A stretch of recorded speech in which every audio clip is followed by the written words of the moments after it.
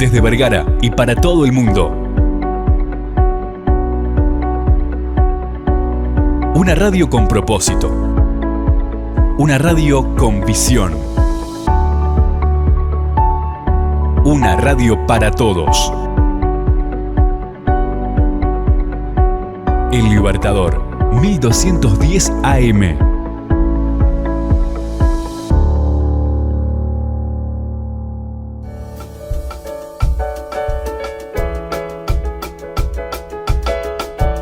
Cada libro es una puerta a un universo real o imaginario.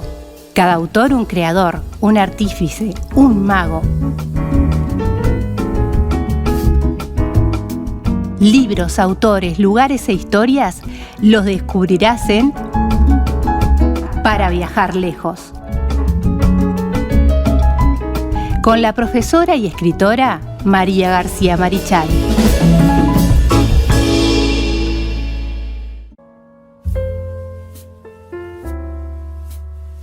Continuamos en punto de partida aquí por la 1210 AM Radio Libertador, conversando de literatura como todos los martes, 9 de la mañana, ahí sintonizás. Yo te recomiendo que lo hagas antes porque está Victoria dándonos todas las noticias y dándonos obviamente todas las novedades nacionales e internacionales, siempre ahí al firme. Pero después venimos nosotros a descontracturar y a charlar acerca de la literatura. Si quieres comunicarte con nosotros, 091 99 12 10, más 598 si estás fuera del país, 091 99 12 10 para mandarnos tus mensajes y bueno, lo que quieras aportar al programa, no solamente a esta columna. Y nos puedes encontrar en las redes, en Facebook, en Twitter, Instagram y YouTube, donde colgamos todos los contenidos. Ahí van a poder encontrar cantidad de autores, cantidad de autores. Creo que esta es la columna número 78, ya tenemos 2 años y algo más haciendo esta columna, así que gracias por el aguante y gracias a toda la gente que te deja los comentarios, los saludos, y la gente que también entra del exterior, que eso está bueno, cosa que antes no se podía hacer, antes te escuchaban en lo local, pero ahora te puede escuchar todo el mundo y de otros países, así que le damos el saludito a todos. Pero esta columna no es nada sin María García Marichal. ¿Cómo estás, María? Qué placer, Carlos, un gustazo estar aquí, un placer estar con la audiencia, un saludo muy cálido para todos. Bueno, y como siempre, todos los martes traemos un autor. Hoy es un autor y un libro, así que vamos a ver qué nos trae María. Un autor, un libro. Hemos visto, por ejemplo, a Harper Lee y Mataron Ruiseñor. Después nos fuimos a Argentina y vimos a Ricardo Guiraldes, cuyo libro Don Segundo Sombra es su magna obra y no es conocido por otras. Claro. Hoy vamos a Estados Unidos. Sí. Y vamos a hablar de Margaret Mitchell. Una mujer, un libro. Sí, totalmente. Lo que el viento se llevó. Película que hay que ver también, ¿eh? Otra película que una película. Creo que la gran mayoría lo conoce por la película. Sí, ¿no? claro. Es que yo creo que hay muy poca gente que no haya visto, porque es una película icónica que presenta además los Estados Unidos de la guerra de secesión, el esclavismo, la esclavitud. Es muy, muy representativa de una sociedad. Yo creo que es una película que todo el mundo debería ver. Sí, yo creo. Que se debería ver. Al margen de que la quisieron sacar de los catálogos porque la consideraban racista, que ellos la querían sacar aún de las plataformas, me parece ridículo porque es una película que muestra una sociedad en una realidad de esa sociedad. Y era real, o sea, pasó, o sea... Estoy totalmente de acuerdo contigo. Hay una cosa que nosotros tenemos que aprender. No podemos juzgar las obras, y mucho menos las artísticas, ¿no? Sí, obviamente. Mucho menos las artísticas. No podemos juzgar sin tener una contextualización temporal. Totalmente. Es imposible. Porque entonces tendríamos que cubrir de olvido gran parte de la historia humana. Totalmente. Entonces, me parece que esta es una película que es un ícono del cine. O tratar de reescribir eso. Por ejemplo, nos estamos haciendo un poquito el tema, pero por ejemplo, las películas como Pinocho o otras que quieren sacarle el contexto que tenían, poniendo personajes que no existen. Claro, estamos haciendo además un daño al autor de la obra. Totalmente, sin lugar a dudas. Entonces, hay que tener mucho cuidado con eso. Yo soy muy respetuosa del contexto histórico. El otro día estamos hablando de eso, justamente, acerca de, por ejemplo, la película que se viene de Pinocho, donde la hada madrina es un hombre afrodescendiente. No tengo ningún problema que sea un afrodescendiente, pero hacer una obra que tenga ese contexto original. No vas a agarrar una obra que ya está hecha y que está hecha de determinada manera por el autor. Me parece que es grotesco. Sí, en definitiva resulta grotesco. Porque estamos hablando de obras que ya están escritas. Totalmente. No estamos haciendo algo original. O como decís vos, es decir, vamos a hacer algo original, diferente. Claro. Y vamos a poner hadas madrinas de todas las etnias, porque además las hadas, había orientaciones hadas, sexuales de lo que quieran, pero mantengamos. Pero obras originales, pero mantengamos lo que fue. Para mí, yo estaba muy enojada cuando querían sacar de las plataformas Lo que el viento se llevó. Muy enojada. Porque yo incluso trabajaba con mis alumnos, los Estados Unidos de la época de la Guerra de Secesión. Yo soy profesora de geografía, ¿no?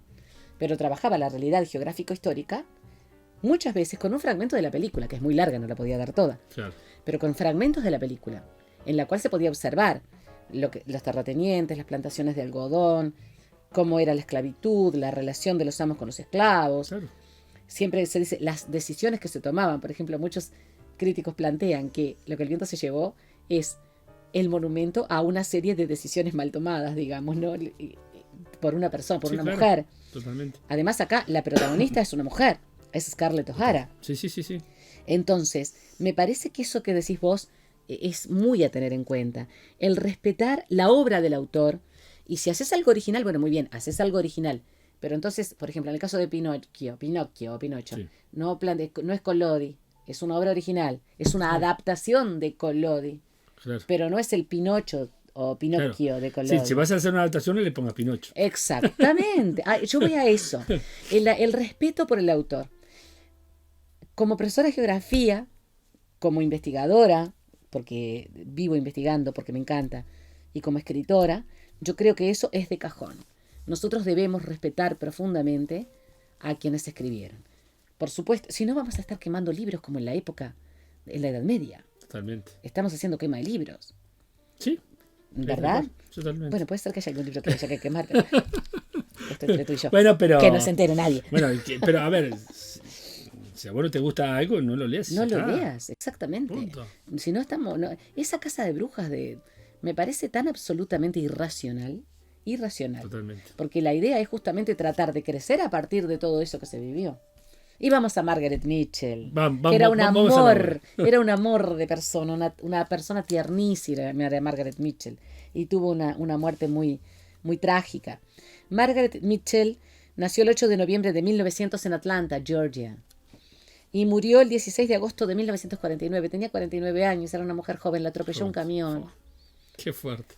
Qué fuerte, qué fuerte. Yo cuando supe esto hace muchos años fue tan doloroso. Además era una mujer muy simpática, muy dulce, una mujer muy, muy modesta. Vivía en su casa. Respondía todas las cartas. O sea, una mujer encantadora. Novelista, por supuesto. Alcanzó fama mundial con su única obra, Lo que el viento se llevó, que apareció en 1936. Se convirtió en uno de los primeros bestsellers de la historia de los bestsellers. Sí. Vendió más de 8 millones de ejemplares. La obra amplificó aún más la audiencia al convertirse en un clásico internacional a través del cine. Sí. Lógicamente, al transformarse la obra en una película, posteriormente la gente adquiría más los libros. Es una cuestión de ida y vuelta. Sí, pasó con Tolkien y El Señor de los Anillos. Exacto. Si bien era muy conocido la obra de Tolkien, cuando se eran las películas fue por supuesto, es que justamente el cine tiene ese hándicap, digamos, ¿no? El hecho de proyectar y permitir que las obras, digamos, literarias, sean conocidas y la gente vaya a leerlas, vaya a la fuente. Eso fue importantísimo. Lo que el viento se llevó. Ahora después vamos a hablar de ello. Era hija de Mabel Stephens y Eugene Muse Mitchell. Tenía 2 hermanos varones, Alexander y Russell. El padre de Margaret Mitchell era un abogado notable, presidente de la Sociedad de Historia de Atlanta, y su madre y sus hermanos se interesaban también por los estudios históricos, o sea, investigaban mucho. Claro, era una atmósfera ideal para una jovencita que tenía muchísimas ganas de leer y que además estaba permanentemente escuchando relatos de la guerra de secesión entre el norte y el sur, ¿verdad?, de los Estados Unidos. Cuando iba a la escuela, le dijo a su madre que ella no quería ir más a la escuela, que no le gustaba la aritmética. Entonces tendría 7 u 8 años. No quiero ir más a la escuela porque no me gusta la aritmética, los números no van conmigo, no quiero ir más a la escuela. Su madre no le contestó nada. Alquiló un coche de caballos, ¿no? Y la subió y la llevó a ver en las cercanías, justamente, a Clayton. Clayton es una especie de suburbio industrial de Atlanta que tuvo una proyección impresionante a principios del siglo XX y después se derrumbó. Y en 1929, imagínate, con la crisis del 29, claro, como que desapareció. Era un montón de ruinas quemadas y un montón de chimeneas que parecían esqueletos. Entonces, ¿qué hizo? Mabel, la madre de Margaret, le mostró el abandono, la decadencia, la pobreza, gente que vivía, mucha gente que vivía allí en la calle. Muchos de ellos habían sido obreros y operarios que lo habían perdido todo. Y le explicó que la imprevisibilidad del trabajo, de la posición económica, de la vida, la hacía, digamos, muy vulnerable y tenía la necesidad de estudiar y labrarse un futuro, porque siempre iba a tener más posibilidades con un estudio que sin él. Y si era perseverante, iba a tener más posibilidades que si no lo era. Esto caló tan hondo en Margaret Mitchell, que era una mujer adulta, ya era famosa, era muy célebre, y lo recordaba. Recordó lo que su madre le había dicho. La importancia del estudio y de la formación personal. Totalmente. Y de perseverar para poder abrir puertas. Es un poco, yo me acordaba de lo que me decía mi mamá a mí, ¿no? Uh-huh. El estudio no es mágico, pero te va a dar muchísimas más puertas para abrir. Entonces, estudió mucho. Y muchas más herramientas, aunque exacto. No lo parezca. Por supuesto que ¿no? sí, por supuesto. Murió su mamá cuando ella era jovencita y cambió el rumbo de su vida. Entonces, tuvo que seguir adelante como, digamos, como jefe de familia con su papá, no porque su padre la hubiera puesto a cargo de su casa, sino que era la mujer de la casa. Y en ese momento la mujer era quien llevaba la contabilidad de la casa, quien organizaba, quien hacía, digamos, el trabajo.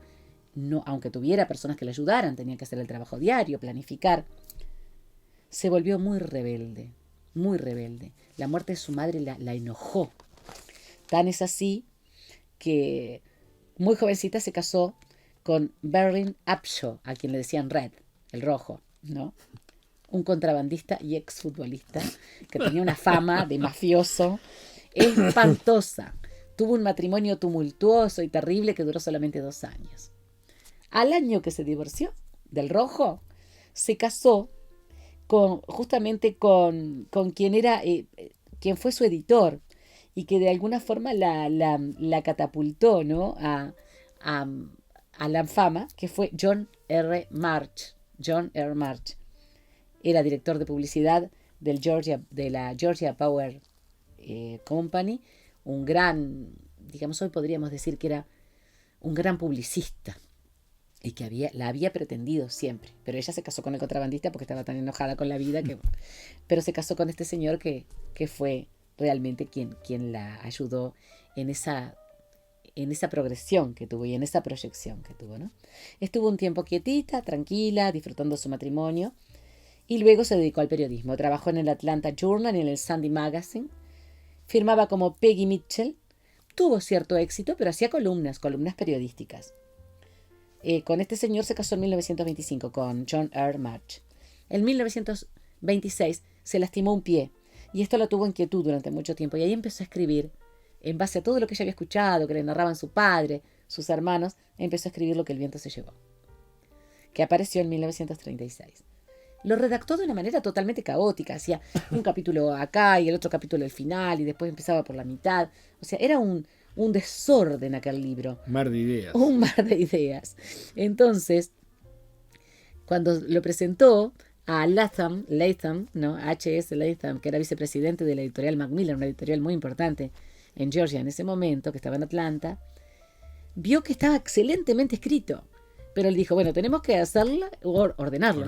Tenemos que ponerle un principio, un final y tiene que tener un desarrollo, porque esto es fantástico, pero está todo desordenado.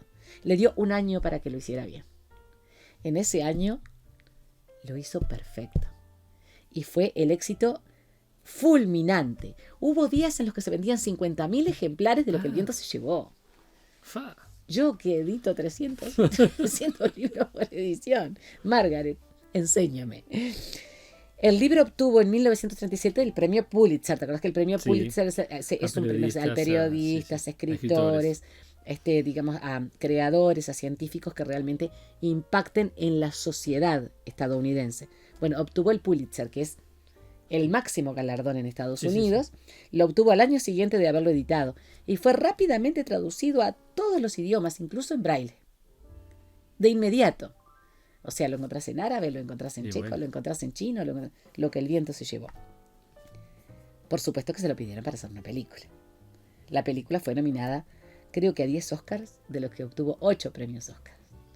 Impresionante. Recorrió el mundo, la película y el libro de Margaret Mitchell. La producción estuvo a cargo de David Sesnick, y contó con guionistas como Victor Fleming y George Cukor, pero los actores Clark Gable, Vivian Leigh, Leslie Howard y Olivia de Havilland. No podemos pedir más para la década de los 30. Lo máximo que había en ese momento.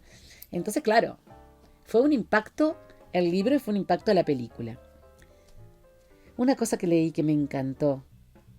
Ella era tan modesta que ella nunca se lo creyó. Siempre vivió en su casa de Atlanta con su esposo, hacía las cosas de la casa, iba de compras. Tanto fue así que era una mujer conocida en el barrio. Tuvo muchas impostoras, gente que se le parecía. Ella era bajita, menudita, morochita, de ojos azules, una mujer muy bonita, donde aparecía alguien que la pudiera, digamos, desplazar y transformarse en la persona del día. Trataban de ser Margaret Mitchell. Entonces, la producción de cine, lo mismo que la editorial, que su propio esposo, le plantearon que tenía que hacerse ver en público para que no la sustituyeran más. Me encantó saber que ella era así de sencilla, ¿no? Claro. Muy bien, tenía 49 años, amorosa, y paseaba con su esposo por la calle y le atropelló un camión. Estuvo 4 días en agonía y falleció. Una de las cosas que me encanta de ella, es que decía: sé lo que es trabajar bien y entiendo de libros. El mío no me parece bueno. Y que desde el punto de vista de la crítica, Lo que el viento se llevó no es una gran obra literaria. Es una historia magnífica. Claro. Es una magnífica historia. Pero ella tenía hasta esa humildad de plantearse que no es un buen libro. Uh-huh. Ella decía, bueno, fue un libro que cuando la película se empezó a proyectarse, fue un libro que impactó por la película. No, no es así. El libro es muy bueno. La historia es muy buena. Entonces, además tenemos acá una historia protagonizada por una mujer, que es Scarlett O'Hara.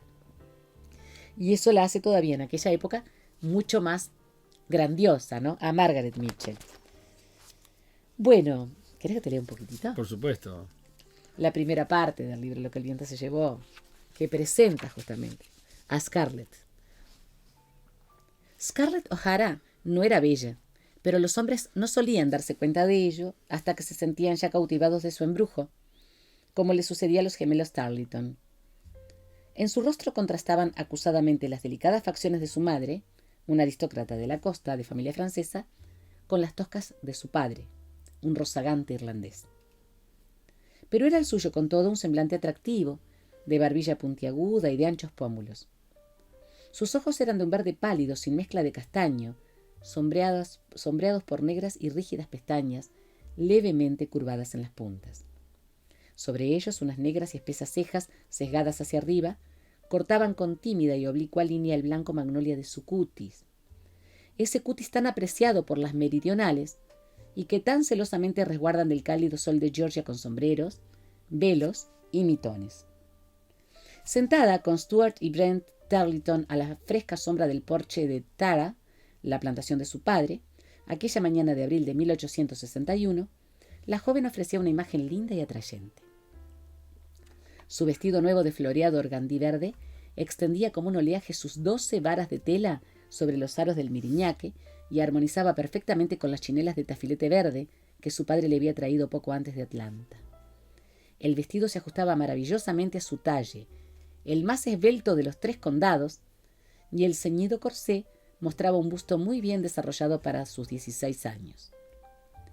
Pero ni el recato de sus extendidas faldas, ni la seriedad con que su cabello estaba suavemente recogido en un moño, ni el gesto apacible de sus blancas manitas que reposaban en el regazo conseguían encubrir su personalidad. Los ojos verdes en la cara de expresión afectadamente dulce eran traviesos, voluntariosos, ansiosos de vida, en franca oposición con su correcto porte. Ella es Scarlett O'Hara. Muy bien, así entonces pasó la autora del viento. Lo que el viento se llevó. Margaret Mitchell.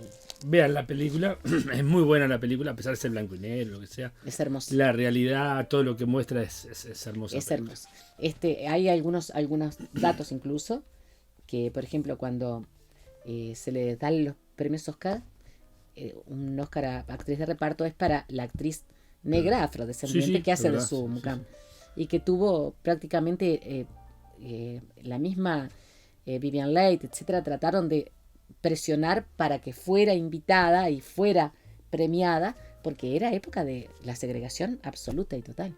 Totalmente. Por eso es importante también ver Por supuesto. y leer este tipo de cosas. Así, Carlos, antes de despedirnos, Sí. los talleres literarios. Talleres literarios. Está el Jardín de la Palabra todavía con algunos cupos, el que se hace en mi casa, los viernes de 4 a 6. En el invierno lo vamos a hacer de 4 a 6. Adelantamos una hora, porque anochece muy temprano. Sí. Junio es un mes duro. A las 6 ya está. Sí, Julito. por favor, ya está. Tenemos todavía un par de cupos para aquellas personas que quieran inscribirse. Está trabajando el Centro Cultural Carlitos con los desayunos literarios los miércoles de 10 a 12. Como ha habido algunas bajas, todavía podemos recibir algunas personas que quieran en forma, digamos, periódica ir. No es por una cuestión de cupos, por otra razón que no sea el lugar, el espacio y el tiempo de presentación de trabajo, pero se puede ir. Eso es los miércoles de 10 a 12. Los miércoles de 16 a 18 en el Centro Cultural José Nene Pérez de Progreso funciona Literatum, un taller literario preciosísimo que está trabajando a full con Marina Carriba, con Ana Gil, con Alicia Vázquez y bueno, muchos juveniles, hermosos, muy buenos escritores, precioso. Así que estamos esperando a que los escritores emergentes, las personas que quieran leer, se conecten con nosotros. Tienen todo para hacerlo. Bueno, perfecto. Ahí tienen entonces, también queda en pantalla. Lo vamos a pasar en los comentarios también. Y se pueden comunicar con Sandra del Río a través de su Instagram o de Facebook para tener más interacción, si quieren, con ellos. Donde también van a tener los teléfonos y eso. Los correos electrónicos también. Todo, absolutamente todo. Bueno, nos reencontramos el próximo. Por supuesto, un abrazo para ti y para la audiencia, un saludo cordial y afectuoso.